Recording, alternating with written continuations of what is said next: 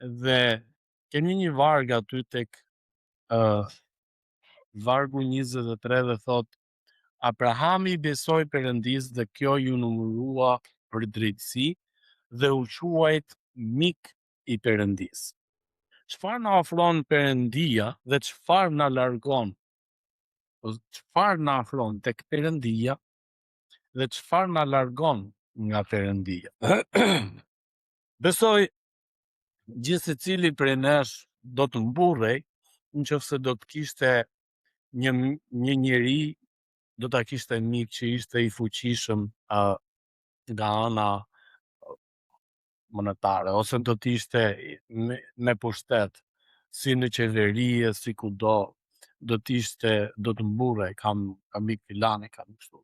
Neve nuk e di, a është vetëm për në Shqipëri, apo është edhe në vendet e jashtme ku njerëzit se mburren kaq shumë ose për shkak të kësaj përfitojnë nga ky lloj pushteti dhe bëhen dhe arrogant edhe dhe sillen në mënyrë jo të hishme. Por ajo çfarë neve duhet ose çfarë do të kujtojmë neve vetes tonë është që ne kemi privilegjin, kemi mundësinë, kemi bekimin që mund të quhemi ose që të jemi mik me Perëndin. Edhe kjo është një nga ato arsyet më të mëdhaja dhe më të mundshme. Nuk e di neve si njerëz a do të arrijmë do ta kuptojmë këtë gjë, që ne kemi mundësinë që të jemi bijë të Perëndis, kemi mundësinë që të jemi mik me Perëndin, nëpërmjet Jezusit, Perëndia na ka dhënë mundësinë që neve mund të shkojmë vetë në altarin përpara Perëndis, edhe të përshtrojmë lutjet tona. Nuk është nevoja për dikë tjetër. Nuk është nevoja për një ndërmjetës tjetër. Sepse gjaku i Krishtit na pastron, na shëltëron, edhe ne mund të flasim me Perëndin. Ne flasim me Perëndin përmes lutjes, Perëndia na flet ne përmes fjalës së tij. Tani do të ndalemi me 5 hapa që na pengojnë që të kemi një marrëdhënie me Perëndin. Gjërat që na largojnë nga miqësia me Perëndin. Jakobi kapitulli 4, vargu 4 thot miqësia me botën është armiqësi me Perëndin. Një nga këshillat që unë i jap djemve të mi është nuk je për këtë lloj niveli. Nuk e pranojmë këtë lloj mënyre të folur, sepse mundohemi që t'i shpjegojmë, mundohemi që të arsyetojmë, mundohemi që të kuptojmë.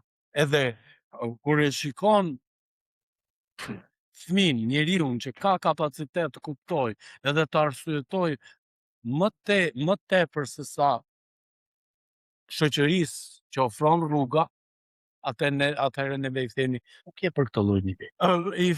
I këshillojmë fëmijët gjithashtu duke thënë shiko, në qoftë se ti sforcohesh pak, ti mund të marrësh nota shumë të mira.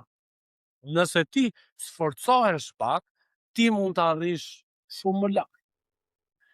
Nëse ti mundohesh pra, ti mund të bësh gjëra të mëdha, sepse ne kemi mundësinë, Perëndia në fakt na ka dhënë këtë lloj aftësie të shikojmë tek fëmijët tanë a janë në gjendje që të ecin përpara.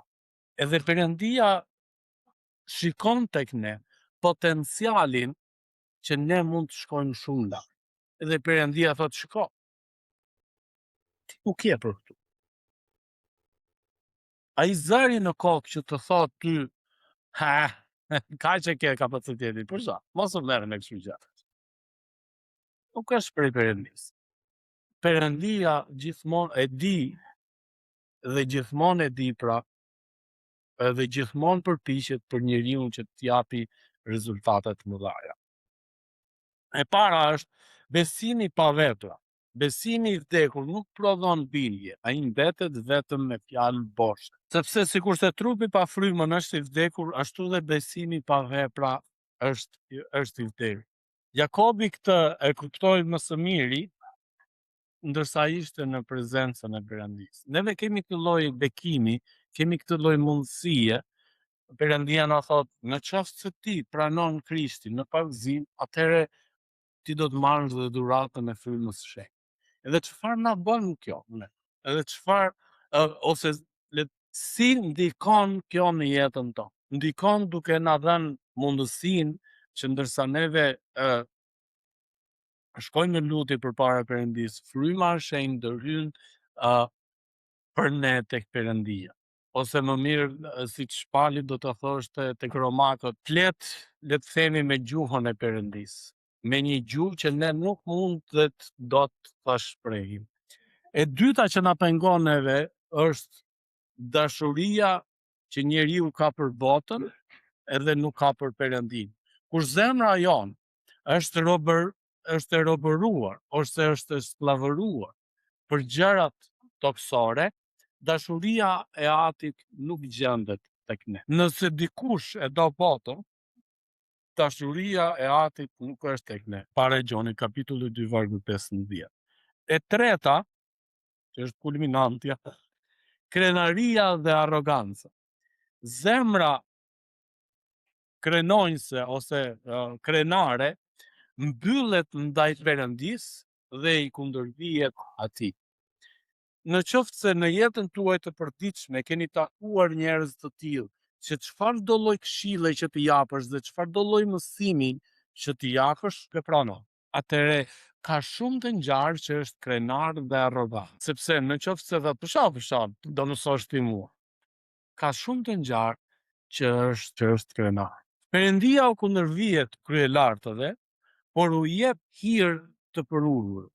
Perëndia nuk do një zemër krenare, por do një zemër të përulur, në mënyrë që të mësohet, në mënyrë që të trajnohet, për t'i dhënë Zotit lavdi. E katërta është mosfalje, për mos të falur të tjerë. Zemra e pamëshirshme ndaj njerëzve nuk mund të presë mëshirë prej Perëndisë. Perëndia e thot këtë në së miri. Ti nuk mund tek Jakobi, ti nuk mund të mallkosh vëllain tënd edhe të bekosh Perëndin tënd. Nuk mundet një burim, thot, të nxjerrë dhe ujë të hidhur dhe ujë të ardhur. Nëse nuk i falni njerëzve fajet e tyre, as Ati juaj nuk do t'ju falë, thot Jezusi tek Mateu kapitulli 6 vargu 15. Pra është shumë e rëndësishme marrëdhënia jonë që ne të kemi me Perëndin, është edhe fakti që duhet falë. Dhe e pesta është jetesa në mëkat pa pendim. Miqësia me botën, me mëkatin, vendos armiqësi midis nesh dhe Perëndisë. Miqësia me botën është armiqësi me Perëndin, thot Jakobi te kapitulli 4 vargu 4. Pra në qoftë se neve jetojmë në mëkat dhe se thjesht themi që unë i besoj Perëndisë, por nuk ndryshojmë, ne nuk jemi bijtë e Perëndisë. Ashtu si në familjen tonë, në jetën tonë, në shoqërinë tonë, në miqësinë tonë, nuk kur dikush na bën keq ose sillet keq, neve i vëmë një si të themi një kufi ose një ultimatum, shikoj që ti duhet të ndryshosh në mënyrë që vazhdojmë miqësinë së bashku. Edhe në qoftë se neve shikojmë ose edhe në familje tonë, çdo gjë ka limitë. Unë nuk mund të jap ty parama, siç prindi i thot fëmijës, nëse abuzon. Unë nuk mund të ofroj ty, nuk mund të qas ty, nuk mund të ofroj ty në shtëpinë time nëse ti sillesh në mënyrë të ligë. Ose një shembull tjetër do të ishte, ne nuk do të pranonim që të sillte njerëz të ligjë në shtëpi apo jo. Dhe pranon. 5 hapa për të quajtur miq, ose që të quhemi në mënyrë që të quhemi mik, shoku i Perëndisë, është rruga drejt miqësisë së vërtet me Perëndin. Ju jeni miqtë e mi nëse bëni çfarë ju urdhëroj ju. Gjoni kapitulli 15 vargu 14. Të gjë thot Jezusi për gjithë secilin prej nesh. Besimi ynë, hapi i parë do të ishte dhe është në fakt besimi i gjallë si Abrahami. Besimi i vërtet shfaqet në bindje dhe vepra besnikërie ashtu si Abraham. Abrahami i besoi Perëndis dhe kjo ju numërua drejtësi, për drejtësi, dhe u quajt mik i Perëndis. Jakobi kapitulli 2 vargu 23 dhe vargu 1.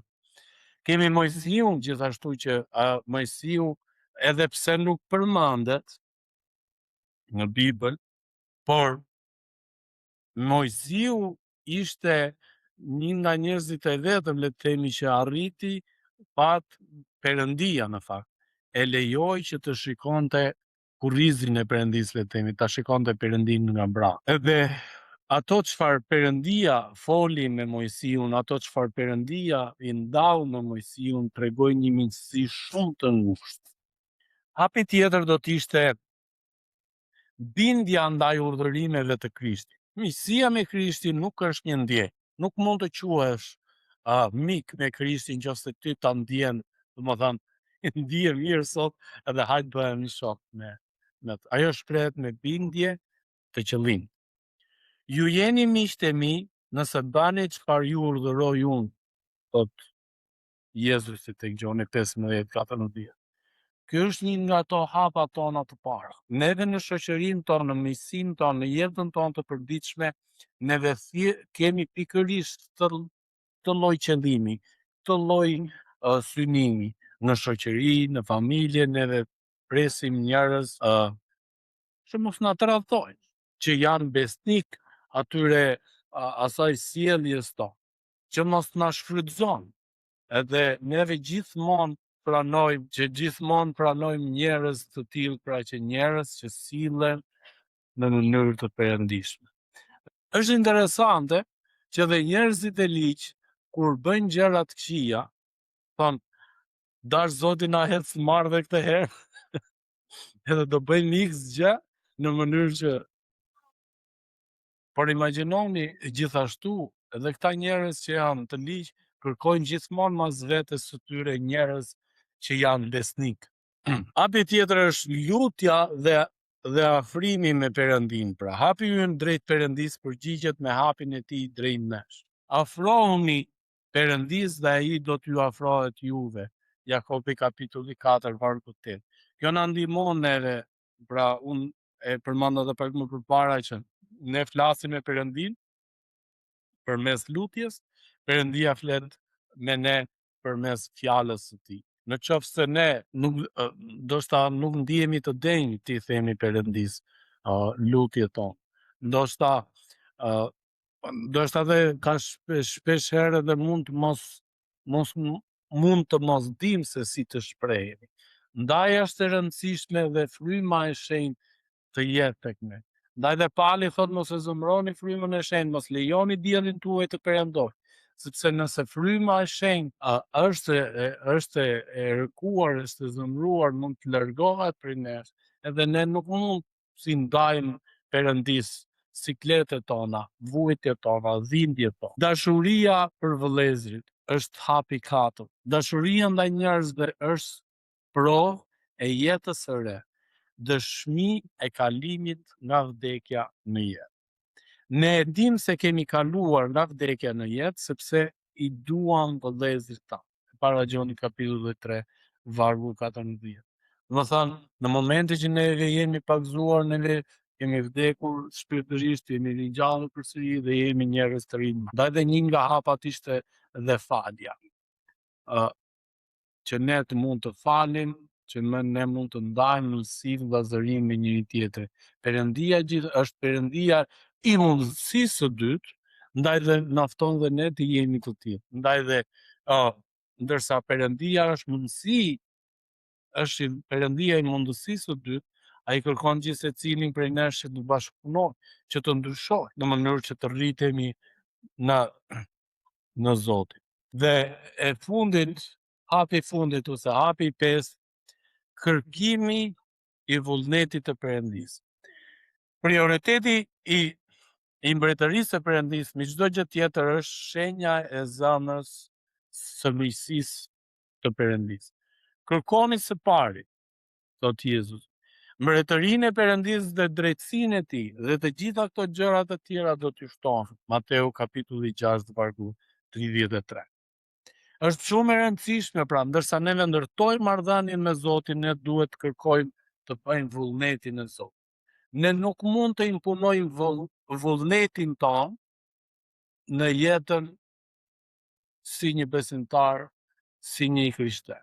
Nëse neve vendosim të ndjekim Krishtin me jetën tonë, nëse neve kemi pranuar Krishtin në pagëzim, atëherë ne duhet çfarë? Ne duhet të kërkojmë që të bëjmë vullnetin e Perëndisë. Ne duhet gjithmonë që t'i bindemi Zotit me gjithë mendjen tonë, me gjithë zemrën tonë. Dhe një nga urdhërimet më të mëdha, edhe Jezusi e përmblodhi vetëm me një dhe tha: duaje Perëndim me gjithë mendjen tënde, me gjithë zemrën tënde, me gjithë shpirtin tënd, dhe i dyti tha, është po i njëjtë si ky i pari, tha, duaje fqinjin tënd, por si vetvete. Edhe në këtë lloj mënyre ti do ta trajtosh me dashuri dhe me respekt.